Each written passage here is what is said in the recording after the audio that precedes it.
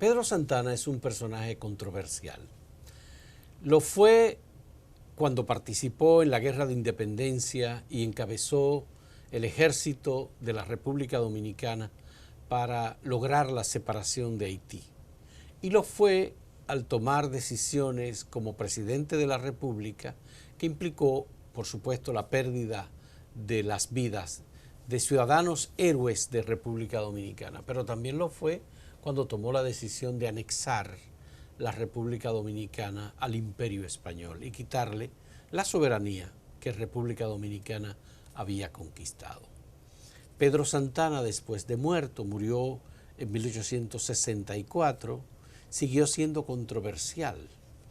Joaquín Balaguer decidió llevarlo a los héroes, al lugar, al Panteón Nacional, en donde descansan los restos de los inmortales de República Dominicana. Eso también lo convirtió en un personaje divisorio. República Dominicana se dividió entre los santanistas y los no santanistas, porque decían que Pedro Santana era una espada de la soberanía nacional o de la independencia, y otros decían que era un traidor de esa soberanía. Queremos acoger y agradecemos mucho a Damián Arias Mato que haya aceptado venir a conversar con nosotros. Don Damián es un escritor, es poeta, pero también es coronel de la Policía Nacional y es además el director de la Escuela de Altos Estudios de la Policía Nacional. También ha sido colaborador de Acento desde hace mucho tiempo y es autor de una novela que se titula El fantasma de Diana King, una novela de amor y de misterios. Le agradecemos a Damián Arias Mato que haya aceptado conversar con nosotros sobre Pedro Santana. Él tiene una versión distinta de la que tienen los intelectuales e historiadores con los que hemos hablado sobre Pedro Santana durante toda esta semana.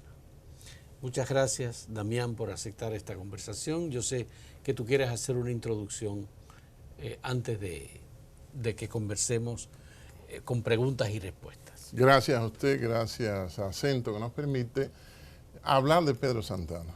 En mi libro, del cual tengo una versión internacional, Historiofagia, una palabrita que nos inventamos, estamos preparando una edición dominicana, 260 páginas. Rehuimos en aquel un poco los temas nacionales porque la epidermis intelectual y la epidermis de la masa, que por lo general no piensa y olvida pronto, es muy susceptible a tocar esos personajes. Fíjese, Pedro Santana nace, es controversial, como usted dice, eso es inevitable, pero también él nace como con algunas paradojas. Acabo de pensar aquí mismo. Sí. Una de las paradojas es 29 de junio de 1801, nace en Hincha. En Hincha. Un territorio, 1801, no había República de Haití, que surge en 1804, ni había tampoco la República Dominicana en 1844. ¿Qué pasa? Su padre, cuando el general Ferrand se suicida, coge la cabeza y la lleva como muestra de que ya ha sido decapitado el poderío francés aquí en esta parte de la isla. ¿En qué lugar él lleva la cabeza del padre el padre de Pedro Santana lleva la cabeza del general Ferrand? ¿En dónde? ¿En el Ceibo? La batalla de Panucado fue en el este, tengo entendido que en el Ceibo. Fue plenamente en esa batalla, en la que brilló alguien que nos pusieron a adorar y que Bosch, en los temas históricos tomo 1, dice que Juan Sánchez Ramírez no es un dominicano, no es un héroe de la independencia ni nada de eso. Es un afrancesado. Es decir, que él es capitán del ejército español. Ya. Él pelea contra los franceses. Ya. Juan Sánchez Ramírez. Juan Sánchez Ramírez. Y tenemos una provincia que tiene su nombre, que lleva su nombre. Sí. Es decir, si nos dedicamos a mover los altares, se van a caer los santos, como advertía Lilis. Juan Sánchez Ramírez pelea contra los franceses a favor de los españoles. Claro, claro. Ya. Claro.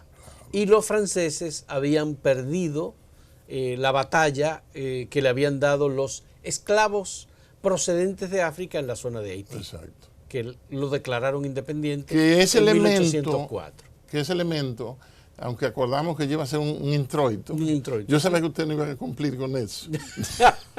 Porque es casi imposible, porque es que Santana apasiona demasiado. Ajá. Bien, la idea es que Santana es una persona con muchas paradojas. Bien. Nace gemelo, nace en Hincha, Él que y Ramón. Él es gemelo de Ramón. De Ramón Santana. Oiga, y Ramón muere en 1844, días después, es decir, como en abril de 1844.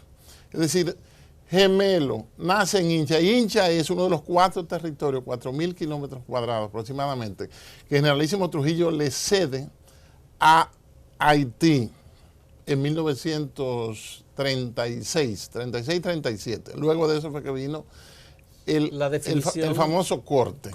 Eso fue una lucha genocida, una guerra. Sí, fue bien, una limpieza étnica. Bien, pero estas paradojas que está señalando Damián sobre es para Pedro caer, Santana y su familia, exactamente, es para caer. ¿Para caer en qué? En que Santana no se les reconoce la verdadera estatura histórica. ¿Y de dónde viene la estatura histórica de Pedro Santana? Mire, organizó tenía dotes para el mando, si nos vamos a lo personal.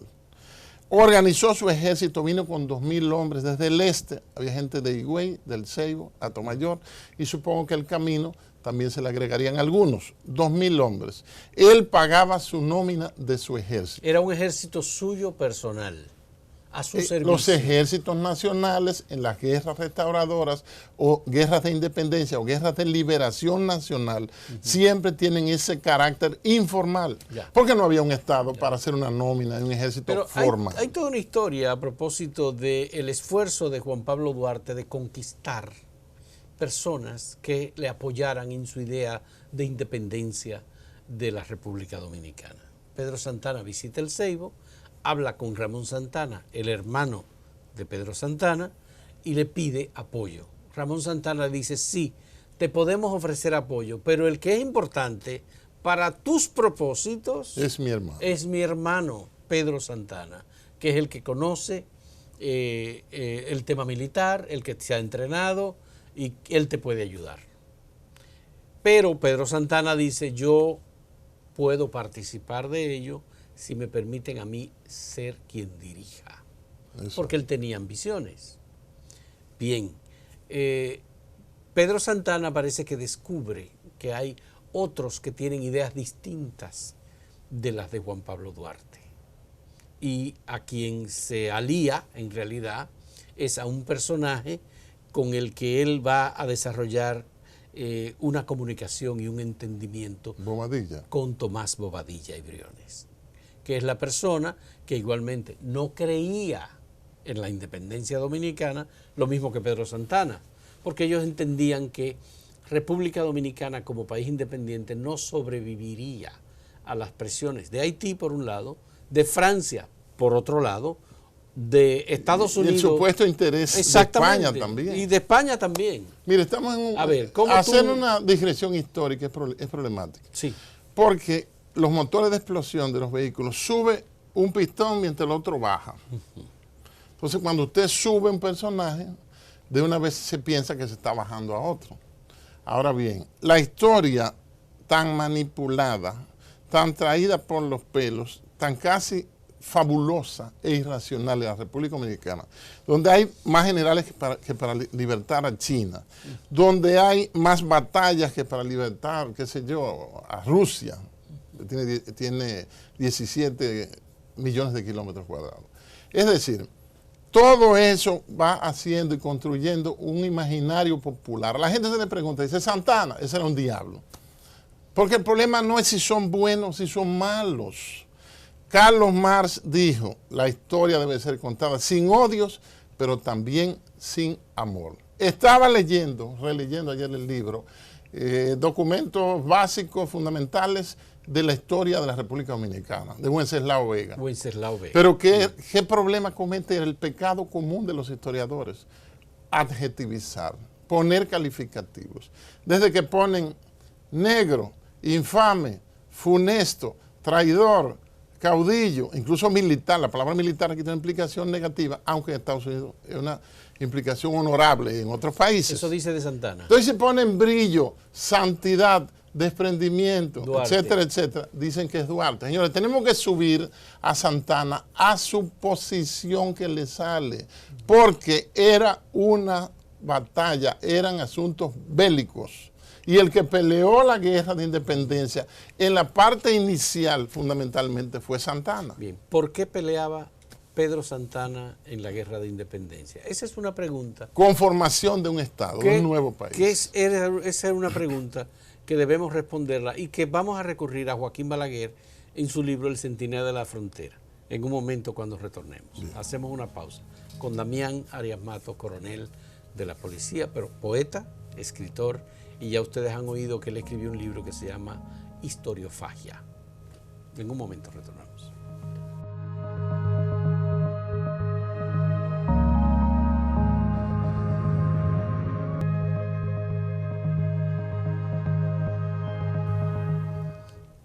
¿Para qué peleaba en la guerra de independencia Pedro Santana?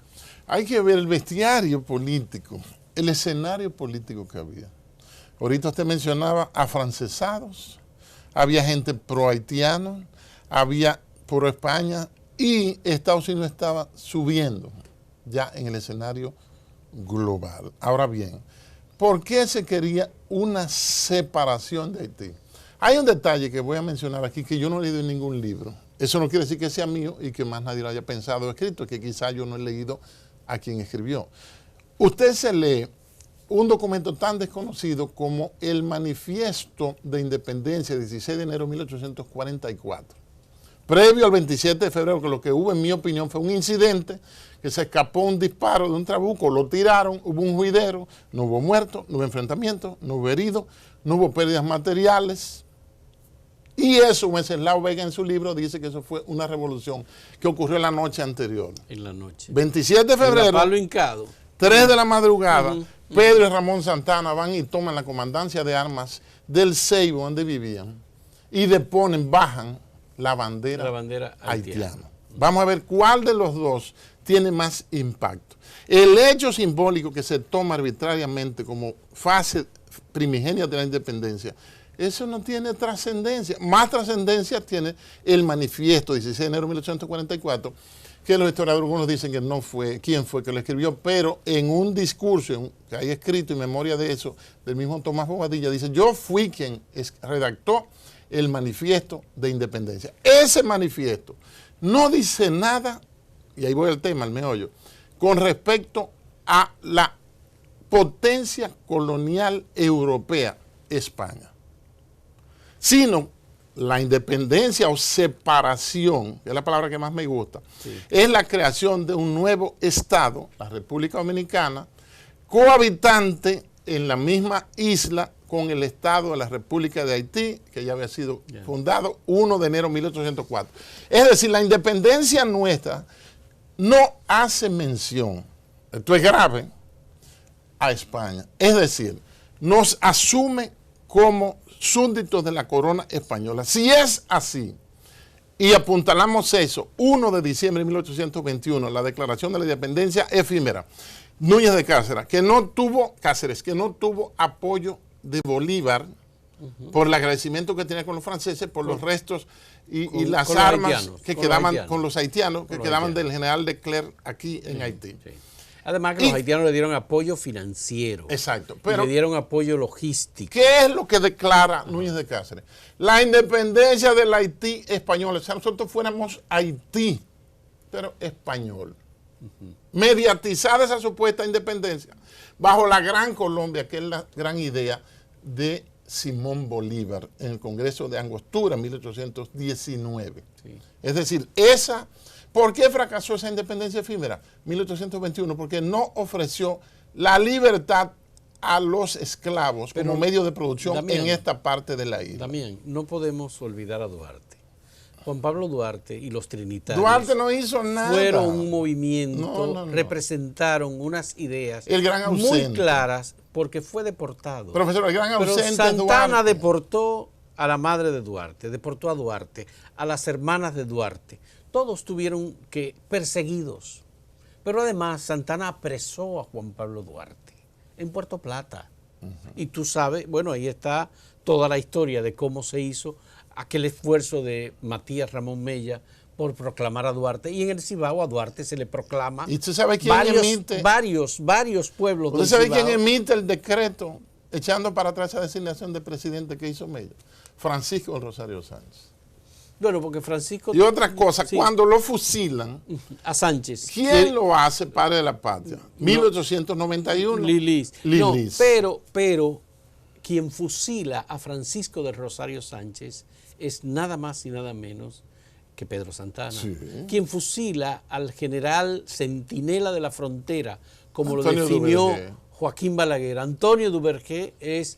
A los hermanos Puello. A los hermanos Puello. A María Trinidad Sánchez. Al hijo de Antonio Duvergé. Lo fusila también. A María Trinidad Sánchez, el 28 de febrero. Y Andrés. Un año después. Y Andrés Sánchez. ¿Cómo es que este autócrata que fusila a tantos independentistas puede ser comparado o colocado por encima de la figura de Juan Pablo Duarte? El objetivo de sentarme aquí no es para defender a Santana, es para que se sepa la realidad, porque nos han mentido los historiadores.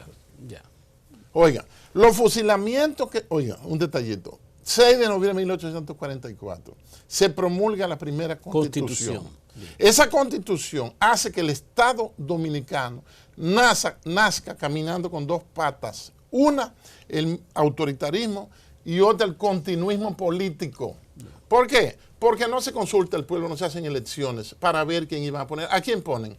Al gendarme necesario. A Santana, presidente 2 veces. Es decir, que ellos sospechaban que ese general que hoy demonizan y satanizan iba a ser tan bueno como presidente que lo necesitaban en 2 periodos consecutivos sin elecciones. Pero Santana rodea militarmente la Asamblea Constituyente. Eso era la seguridad perimétrica que tenían que poner. Es una seguridad perimétrica, estaban en guerra. Por eso el artículo 110 dice, y el 210. Mientras dure el estado de cosas. Ahora, ¿quién le da esas facultades? La clase política. Eso anuló la Constitución. Ahora, pero perdón, eso no lo anuló. Eso habría hacer una exégesis más profunda. Mire, esos fusilamientos que hizo Santana, yo lo digo en mi libro, fueron legales porque estaban con apego a la... Ahora, que no sean moralmente correctos.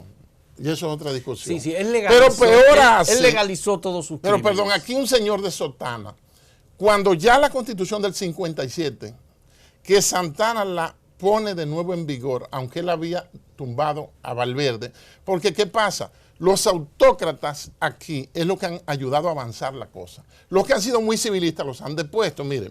Ulises Valverde, Ulises Francisco Espaillá y vos, entre los 3 no gobernaron 18 meses.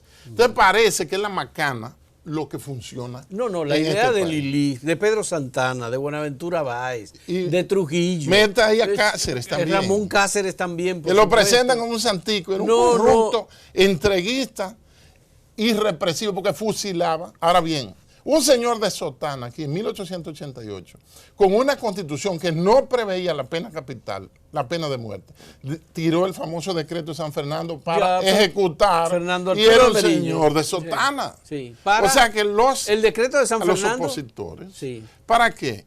Para eliminar los opositores políticos. En ese tiempo, ese era el modelo, la eliminación física. Ahora es otra cosa, ahora vamos a comprarlo, vamos a darle un ministerio para que se sosieguen y nombren unas cuantas botellas ahí y manejen eso. Es decir, ahora se ahorran en matarlo, varían las cosas. Es decir, que Pedro Santana actuó, ¿cómo se evalúa? Con una base constitucional, que la clase política le dio. Sí, pero vamos a hacerlo en el próximo segmento, la última pregunta que quiero hacerte sobre la decisión del general Pedro Santana. En un momento retornamos con Damián Arias Matos.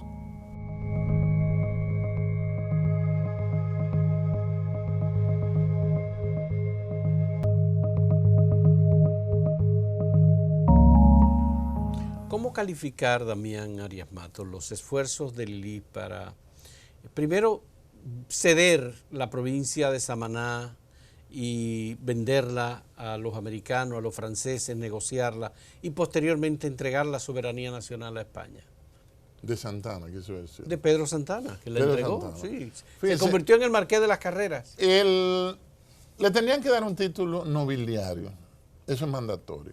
De presidente a un título nobiliario. Exacto, Marqués de las Carreras. Fíjense que Santana da 2 golpes de Estado, pero Santana también renuncia 2 veces.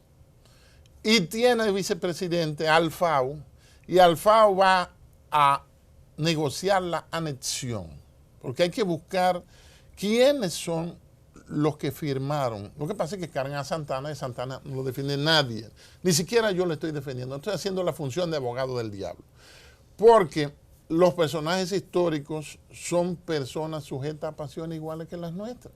La famosa frase que citó Balaguer en el 86, sí, de Juan Jacobo Rousseau, que dijo: el hombre, esa caña pensante, es el mismo en todas las épocas y en todas las latitudes. Cosas que uno ve que se hacen ahora en el bestiario político contemporáneo, también se registraban en aquel, claro, salvo las excepciones de que ya no tenemos pena capital ni nada de eso.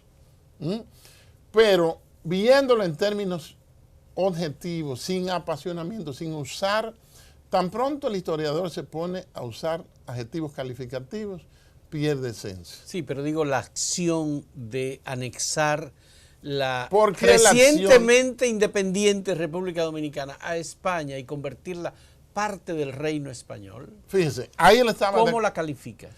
Fíjese, hay elementos antiguos, ancestrales. Uno, aquí comienza la colonización española, con el famoso descubrimiento que fue una invasión militar. Viejo. Entonces siempre se debatía la idea de anexar a España. El famoso cónsul Juan Antonio de Segovia, con la famosa cátedra de Segovia, anotando gente que eran atláteres que favorecían la anexión a España. Cuando uno lee, porque hay que buscar lamentablemente otra fuente, yo tuve que crear un usuario en la Universidad de Sevilla para accesar a documentos de la anexión. Sí. Y conseguí hace poco un libro de un general español, apellido Morillo, que se llama El reintegro o el retorno de Santo Domingo a la corona española, explicando qué pasaba ahí. Una forma de justificar, si se quiere, la anexión, porque siempre, tan pronto se creó la nación dominicana, estaba la idea de ser soberanos, libres, independientes y todas esas cosas. Con el ideal pero también la posibilidad de fundar, para negociar. Porque si no han fundado el país, no tienen nada que ofrecer, nada que negociar. No son representantes políticos del Estado. ¿El objeto de la anexión a España era para proteger a la República? No, porque sería un contrasentido, porque perdíamos. Estoy tratando de entender. No. Y se interrumpe la condición, la vida nación republicana. Claro, la nación sigue. Ahora bien, lo que no estaba es el aspecto republicano, que se interrumpe precisamente con los 19 o 18 meses de la anexión, alrededor de año y medio. Pero tú sabes, y todos los textos que hemos leído indican que... ¿Por qué Balaguer lo dice. Y Balaguer lo dice. Pedro Santana nunca creyó en la soberanía de República Dominicana. ¿Por qué satanizan la anexión? ¿Santanizan o satanizan? Satanizan la anexión.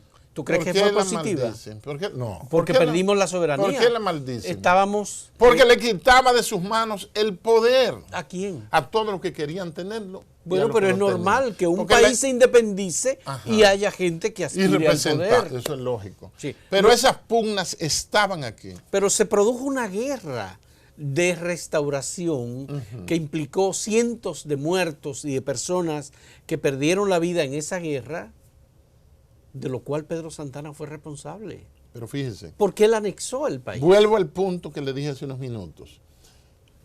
La independencia, la declaración de independencia contenida en el acta de separación de los pueblos del este, parte este de la antigua isla española o Santo Domingo, 16 de enero de 1844, nos deja como súbditos de España.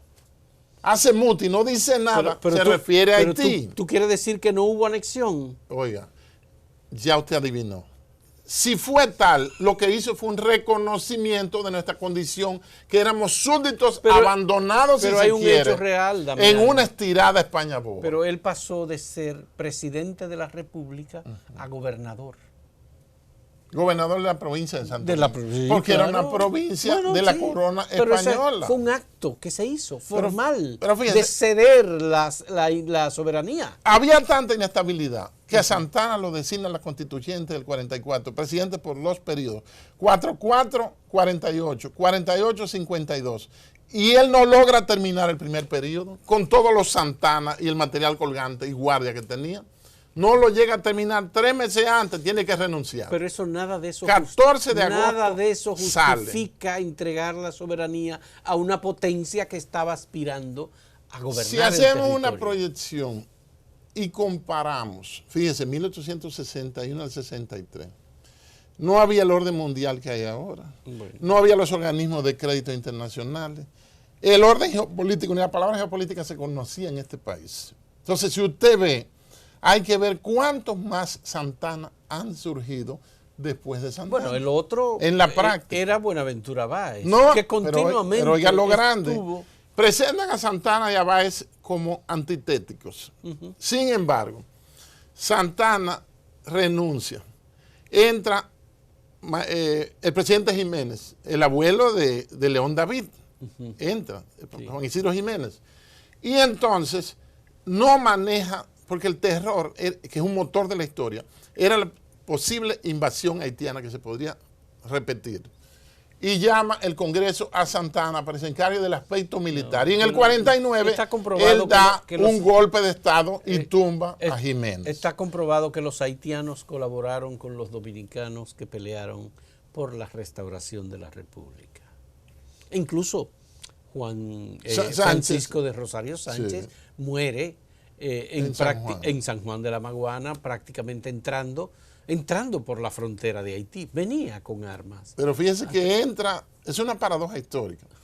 Parece que los de aquí eran tan malos que él entra por donde los contrarios. Y se entra por Haití porque no puedo hacerlo por otra parte. O sea, no había entrada por ningún lado.